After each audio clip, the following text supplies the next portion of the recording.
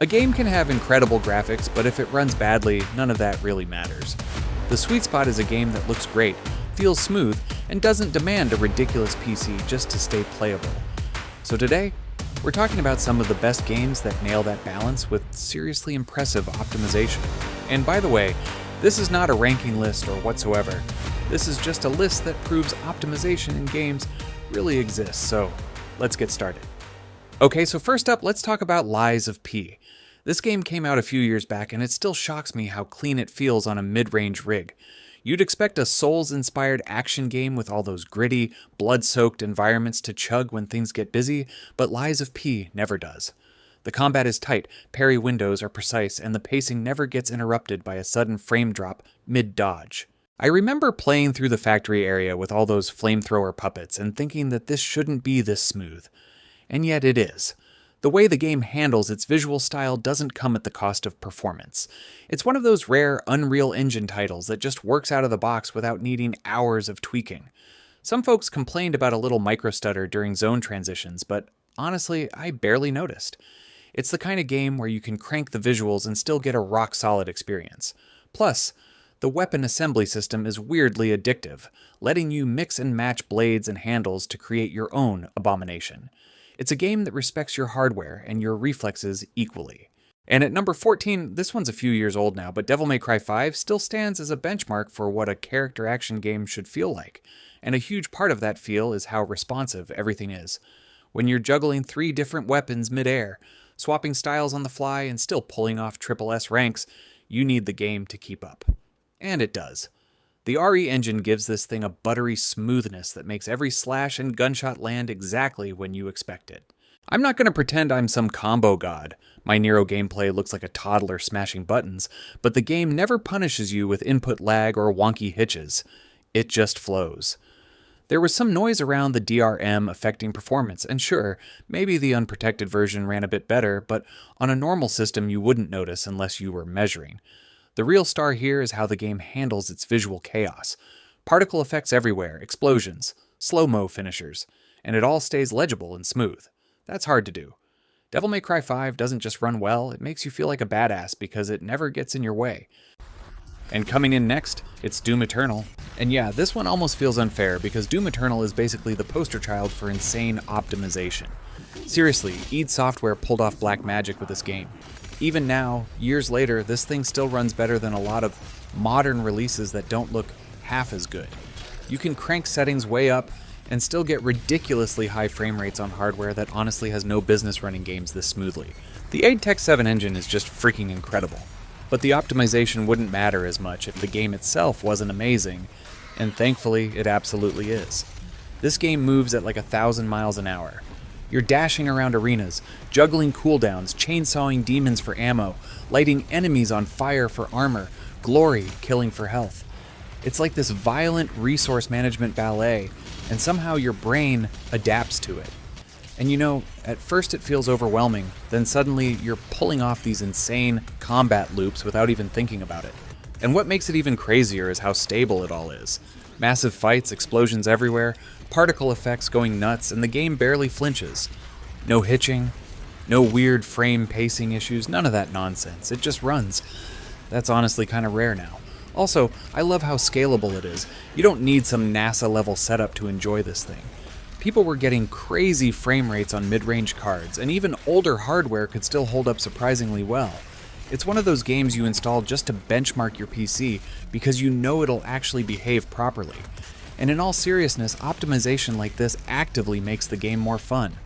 Doom Eternal depends on responsiveness. If this thing stuttered constantly, it would ruin the entire flow. Instead, it feels razor sharp all the time. Every jump, every shotgun blast, every last-second dodge just lands perfectly. This is the kind of game developers should study. Like, genuinely. Because Doom Eternal proves you can make a game look incredible without sacrificing performance. It ain't impossible. Some studios just don't bother. And coming in next at number 12, we have Metal Gear Solid 5, The Phantom Pain. You know, this is more than a decade old, and it still puts newer titles to shame. The Fox engine was something special, and this game is proof. You can run this thing on integrated graphics and still get a playable experience, which is wild for an open world game with all those dynamic systems. But what really stands out is how consistent it feels. You're sneaking through bases, calling in airstrikes, riding around on your horse, and the game never hiccups. It's so smooth that you almost take it for granted. The controls are razor sharp, the AI reacts in real time, and the whole world is interactive in ways that would normally tank performance, but it just holds together. There's even a community mod that unlocks the frame rate and lets you go ultra-wide, which is great if you're on a modern rig. I remember playing this on a laptop that had no business running anything modern, and it chugged along at a stable 60. That's insane. The game itself is weird and unfinished in some narrative parts, but the technical side is flawless. It's one of those titles that makes you realize optimization isn't about cutting corners, it's about smart design. So coming in next, we have Resident Evil Requiem. Resident Evil as a series has honestly become one of the best examples of consistent optimization in modern gaming. Capcom's RE engine is kind of absurd at this point. Every time they release something on it, people immediately start going, wait, how is this running so well? And Resident Evil Requiem keeps that streak alive. The lighting in this game is nuts, the environmental detail is nuts, character models look almost creepy levels of realistic. And somehow it still runs smoothly on a wide range of hardware. That's the part that gets me. You can tell Capcom actually prioritizes performance during development instead of treating it like some optional bonus feature. But beyond that, the atmosphere here is incredible. Resident Evil games are at their best when they make you afraid to open a random door, and Requiem absolutely nails that feeling. You're creeping through these insanely detailed environments, hearing weird noises in the distance, and the tension just builds constantly. And because the game runs so cleanly, the immersion stays intact. There's nothing worse than a horror game stuttering during an intense moment. That instantly kills the mood. Requiem avoids that problem almost entirely. What I really like is how cinematic the whole thing feels without becoming sluggish. That's a tough balance. A lot of games chase realism so hard that movement starts feeling heavy and delayed. Resident Evil Requiem still feels responsive while looking ridiculously good.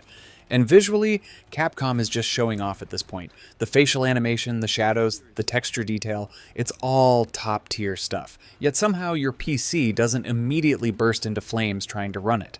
Honestly, the RE engine deserves way more credit than it gets. It's quietly become one of the best engines in gaming. Whether it's Resident Evil, Devil May Cry, Monster Hunter, or even the newest Pragmata, Capcom consistently ships games that actually work well on day one. That should not feel rare, but here we are. Now next on the list, if there's one game that proves Source Engine still has legs, it's Titanfall 2. This thing moves.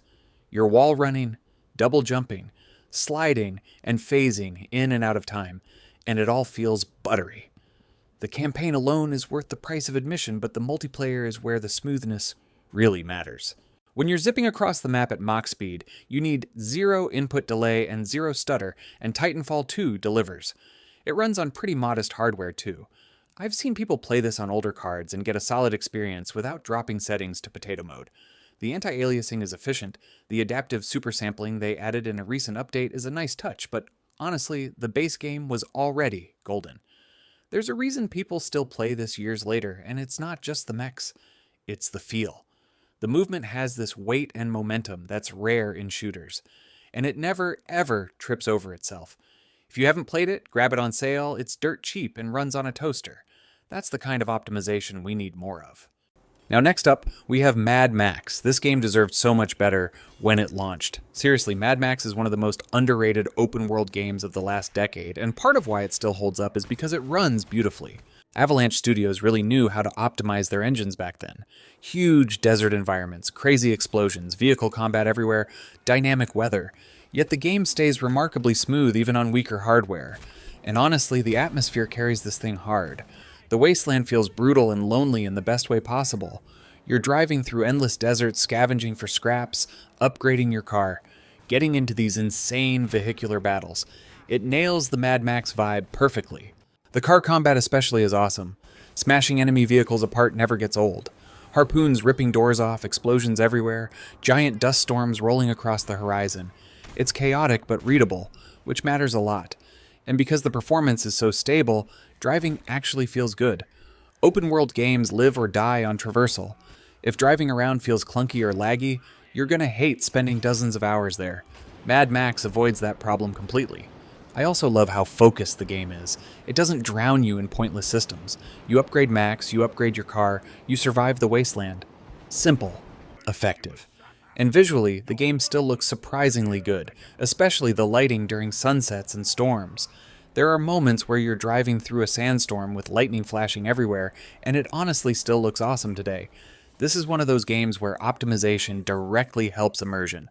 The wasteland feels harsh and relentless because the game itself isn't constantly breaking apart technically. Coming in next, we have Armored Core 6 Fires of Rubicon. You know, From Software has a reputation for, let's call it technical quirks, but Armored Core 6 is a whole different beast. This thing runs on almost everything, and I mean that in the best way. You'd think a game with this much particle spam would melt your GPU, but somehow it stays steady. The mech combat is frantic. You're constantly boosting, dodging, and firing off volleys, and the game never slows down to catch its breath. It's lightweight in a way that feels deliberate, like the devs knew they wanted people to actually play this at high speeds without worrying about frame drops.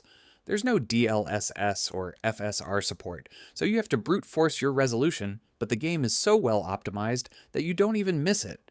I've seen it run on handhelds without breaking a sweat. The customization is deep, you can tweak every part of your AC, and the missions are bite-sized enough that you can jump in and out without commitment. The only downside? That 120 FPS cap. Not a huge deal, but if you're on a 240 Hz monitor, you might feel a little held back. Still, for a game this chaotic, it's incredibly smooth. From Software actually nailed it. Now up next we have Kingdom Come: Deliverance 2. Now this one's especially impressive because the first Kingdom Come was notoriously rough technically at times. Ambitious as hell, sure, but optimization definitely wasn't its strongest area. Kingdom Come: Deliverance 2 feels like the developers looked at all that criticism and went, alright, we're fixing this. And man, what a glow up. This world is huge and absurdly detailed. Dense forests, massive towns, realistic lighting, NPC schedules everywhere. It's one of the most immersive RPG worlds I've seen in years. But unlike the first game, performance feels way more stable and polished overall. That matters a lot because this is a slow burn RPG. You spend tons of time simply existing in the world, riding through forests, talking to people, getting into sword fights, accidentally committing crimes because you forgot stealing is illegal. You know, regular RPG stuff. The immersion really works because the game doesn't constantly fight you technically. Animations are smoother, loading feels faster, frame pacing is cleaner. It just feels more refined in every possible way. And frankly, I love how committed this series is to realism. Combat is awkward and brutal at first because your character genuinely sucks. You have to learn. That progression feels rewarding as hell. Also, the world itself feels alive in a way a lot of RPGs don't. NPCs have routines, towns feel believable, and the environments are packed with detail without becoming overwhelming technically. It's one of those games where you can tell the developers really put in the work behind the scenes. Optimization doesn't happen by accident. Coming in next, it's Gears 5. You know, the Coalition are absolute wizards when it comes to technical polish. Gears 5 looked incredible when it launched and somehow also ran amazingly well across PC and console. That is not easy to pull off with a game this detailed. The character models alone are ridiculous. Armor textures, lighting, environmental destruction. Everything has this heavy, chunky look that just screams Gears of War. And yet the frame rates stay impressively stable, even during massive firefights. What really impressed me was the scalability. You could run this thing on all kinds of hardware and still get a good experience. The settings were well implemented, performance was predictable, and crashes were rare. Again, that shouldn't feel special, but sadly it kinda does now. And the gameplay itself still rules. Gears has always had that satisfying cover shooter rhythm where every shotgun blast feels like it could split the earth in half. Gears 5 keeps that intact while expanding the environments and adding more variety. The campaign is genuinely fun too. It balances those big cinematic moments with quieter exploration surprisingly well. And visually, some areas are just stunning. Ice fields, ruined cities, giant industrial facilities. The art direction is fantastic. But the big thing is responsiveness. Gears combat depends on precision. Roadie running into cover, active reloads, close-range shotgun duels. Everything has to feel tight. Gears 5 absolutely nails that. And honestly, this is one of Microsoft's best technical showcases. The Coalition clearly cares a hell of a lot about performance optimization. You can feel it immediately when you start playing. Now next up we have the newest Forza game. It's Forza Horizon 6. This one just dropped a few months ago, and honestly, it's kind of a technical marvel. Forza Horizon 6 continues the series' legacy of being incredibly well optimized. It's lightweight enough to run on budget builds and handheld PCs, yet it can push high-end graphics cards to their limit. The game scales beautifully, with a massive 3.4 times performance jump from maximum to minimum settings. I've seen it run on a 7-year-old GTX 1660 Ti with FSR, hitting over 60 frames per second at 1080p. That's wild for a game this good looking. The handling strikes a brilliant balance between accessibility and depth. It's looser and more playful than a hardcore sim, with a lot of oversteer that makes drifting ridiculously fun. The car feel is more nuanced than Horizon 5, especially on those winding mountain roads. The New Japan setting is stunning, and the dynamic weather and seasons add a whole new layer to the racing. That said, it's not flawless. There are some shader compilation stutters in the first half hour, and the ray tracing modes are brutal on performance. But on standard settings, it's smooth as hell. Forza Horizon 6 is a game that just lets you drive. And honestly, that's all you need. And by the way, Forza Horizon 6 is also coming to the PS5 later this year, so if you're a PlayStation 5 owner, be sure to watch out for this one. Coming in next, we have Death Stranding. Now look, I know this game is divisive. Some people think it's a masterpiece. Some people think it's a walking simulator with a baby strapped to your chest. Honestly, it's kind of both. But one thing almost everybody agrees on is how insanely optimized it is. The Decima engine is unbelievable. Death Stranding looks ridiculously detailed while running absurdly well. Huge environments, dynamic weather, complex terrain systems, all while maintaining excellent performance. And the crazy part is how smooth traversal feels despite the terrain simulation being so important. Every step matters in this game. Balance, momentum, cargo weight. If the game stuttered constantly, the entire experience would collapse, but instead, it feels weirdly relaxing. You're hiking across these beautiful landscapes, delivering packages while this haunting music kicks in. It's strangely hypnotic. Visually, this game still blows me away. The environmental detail is nuts. Rocks, rivers, mud, rain effects, everything feels tangible. And because performance is so stable, you actually notice all those little details. Also, the loading times are absurdly fast. Kojima Productions clearly optimized the hell out of this thing. And honestly, I respect how unapologetically weird the game is. There's ghosts, monster energy drinks, giant whales floating in the sky, Norman Reedus carrying ladders everywhere. It's complete nonsense sometimes, but it commits so hard that you just roll with it. Plus, when the game suddenly shifts into intense action or horror moments, the technical stability really pays off. The transitions feel seamless. So next on the list, it's God of War from 2018. When this finally hit PC, people were honestly kind of blown away by how good the port was. And rightfully so. God of War already looked incredible on PlayStation, but seeing it scale so nicely on PC was awesome. This game is visually stunning without feeling wasteful. Every environment is packed with detail, but it all serves the atmosphere. Snowy mountains, ancient ruins, giant monsters, glowing magical effects. It's cinematic as hell without becoming an unoptimized mess. And the performance is fantastic. Stable frame rates, excellent ultra-wide support, great settings options. It felt like a proper PC release instead of some rushed afterthought. But beyond the technical stuff, the game itself is just phenomenal. Kratos and Atreus have one of the best relationships in gaming. Watching Kratos slowly learn how to be a father is weirdly emotional, considering this dude used to solve every problem by ripping gods in half. Combat also feels incredible. The Leviathan axe is one of the most satisfying weapons ever. Throwing it, recalling it, freezing enemies, it never gets old. And because the game runs so smoothly, those combat encounters feel even better. Timing matters. Precision matters. Every animation has weight to it. I also appreciate how seamless the presentation is.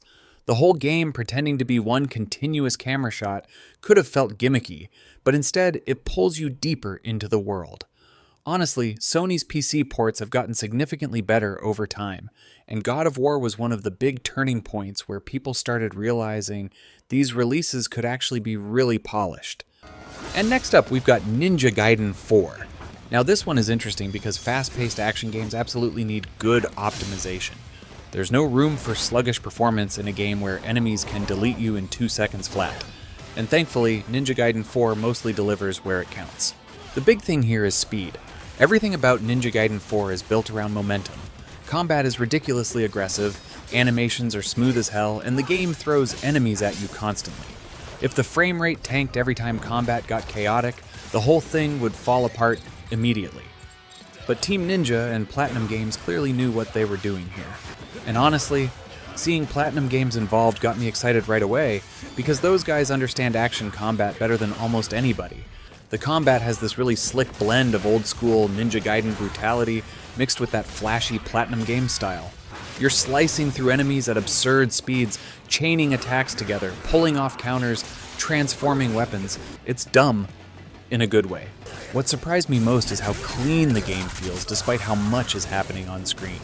There's rain effects, lighting, particles, enemies exploding everywhere, and somehow it still keeps that responsiveness intact. That's the important part.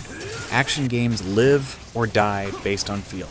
Now look, there were some complaints about DLSS options and certain PC settings being weirdly limited, but once people actually got into the game, most agreed the core performance was pretty damn solid, especially considering how visually intense it gets. Even Steam Deck users were getting decent results with tweaks, which honestly surprised the hell out of me. And the game itself? It's exactly the kind of action game we don't get enough anymore. Difficult, fast, unapologetically arcadey. It doesn't hold your hand. It wants you to learn systems and get better. I respect that. Also, Ryu Hayabusa being back just feels right. That dude is still one of gaming's coolest protagonists. No endless talking, no forced quips every 5 seconds. He just shows up and destroys everything around him. And honestly, in a world full of bloated open-world games, there's something refreshing about a focused action game that just wants to test your reflexes and let you look cool doing it.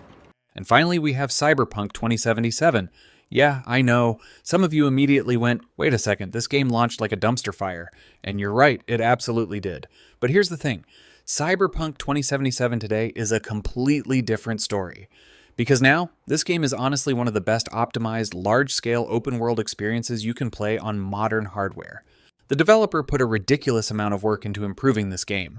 Performance, stability, streaming, AI behavior, UI responsiveness. The difference between launch Cyberpunk and current Cyberpunk is night and day. And visually, this thing is still one of the most impressive games ever made. Night City is absurd. The density, lighting, reflections, traffic, verticality. Walking through the city at night genuinely feels next-gen in a way a lot of games still don't. But what's impressive is how scalable it became. You can tweak settings intelligently and get fantastic performance across a wide range of systems. DLSS and frame generation help a ton too.